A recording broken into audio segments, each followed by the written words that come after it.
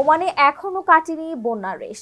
ভারী বৃষ্টিপাত থেকে সৃষ্ট এই বন্যায় বাংলাদেশি সহ অন্তত 21 জনের প্রাণহানি ঘটেছে। এখনো নিখোঁজ থাকা কয়েকজনকে উদ্ধারের চেষ্টা চলছে।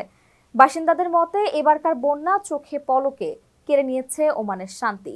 তবে বিপর্যয় কাটিয়ে না উঠতেই ফের অশান্তির খবর দিল ওমানের আবহাওয়া অফিস।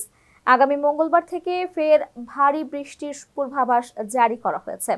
ওমানি মেটিওরোলজির এক বিজ্ঞপ্তিতে বলা হয়, আগামী মঙ্গলবার থেকে ওমানের উত্তর দিক থেকে আকাশ মেঘলা হতে শুরু করবে। সেই সঙ্গে হালকা থেকে মাঝারি বৃষ্টি ও বজ্র সহ ভারী বৃষ্টিপাতের সম্ভাবনা রয়েছে, যা কিছু কিছু এলাকায় তীব্র হতে পারে বলেও বিজ্ঞপ্তিতে জানানো হয়।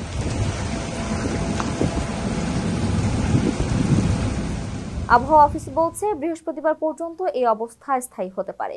এর আগে গেল সপ্তাহের রোববার থেকে ভয়াবহ বৃষ্টির কবলে পড়ে ওমান। এতে বিভিন্ন অঞ্চলে বন্যা দেখা দেয়। ওয়াদি পার হতে গিয়ে ভেসে যায় অসংখ্য গাড়ি। 12 জন স্কুল শিক্ষার্থী সহ মৃত্যু হয় অন্তত 21 জনের। এছাড়া রাস্তাঘাট ও সম্পদের ব্যাপক ক্ষয়ক্ষতি হয়। যদিও বৃহস্পতিবার থেকে অবস্থা কিছুটা স্বাভাবিক হতে শুরু করেছে।